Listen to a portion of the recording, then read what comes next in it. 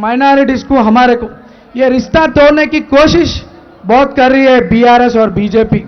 कहीं मैं किसी के बारे में गलत नहीं बात कर रहा, फेक न्यूज़ क्रिएट करके वायरल करते हुए अपने बीच में एक डिफरेंसेस लाने की कोशिश कर रहे।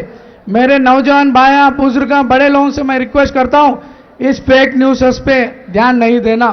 आप तो मेरे को बचपन से देख रहे, आपके सामने यही गलियों में बस्तियों में घूमते हुए बड़ा हुआ, आपके आशीर्वाद से एक नाम कमाया, आपके ब्लेसिंग से आज भगवान के ब्लेसिंग से भगवान एक रेवंत अन्ना के रूप में आके आपके बीच में एक लड़के को एक मौका दिया कि आपके सेवा कर सकता।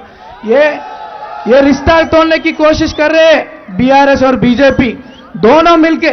ये सोचना, ये हमारे यहाँ के जनता, ఇక్కడ ఉన్నటువంటి మైనారిటీలు నా సోదరులందరూ కూడా ఒక ఆలోచన చేయాలా।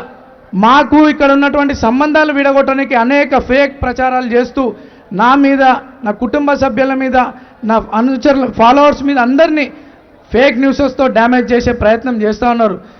ఒక ప్రచారంలో పోతుంటే నారాయణ స్వామి అంకుల్ అని ఉంటారు ఇక్కడ, పెద్ద ఆయన, గతంలో ఎమ్మెల్యేకి పోటీ చేసినారు, ఆయన ఆ న్యూస్లన్నీ చూస్తున్నాడంట। నాతో అన్నాడు, నవీన్ బేట ధైర్యం ఏడ కూడా నువ్వు ధైర్యంతో ఉండాలి, మంచోడిని ఎవ్వరు ఆపలేరు నాయన అని చెప్పి పెట్టింది।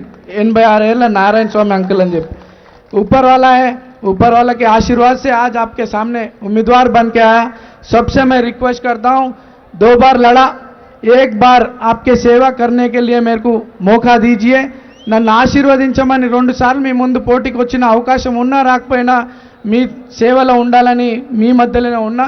ఈరోజు భగవంతుని దయ వల్ల, రేవంత్ అన్న దయ వల్ల, కాంగ్రెస్ అధిష్టానం, మహేష్ అన్న అందరి దయ వల్ల మీకు సేవ చేసే అవకాశం వస్తుంది। ఈ అవకాశాన్ని మీరు సద్వినియోగం చేసుకోవాలా। మీలో ఒకరినైనటువంటి నన్ను గెలిపించాలని, ఆశీర్వదించాలని కోరుకుంటూ, जिस तरह मैं पहले था अभी भी वैसे रहूँगा, आगे भी वैसे रहूँगा, हर मजहब को लेके साथ चलेंगा।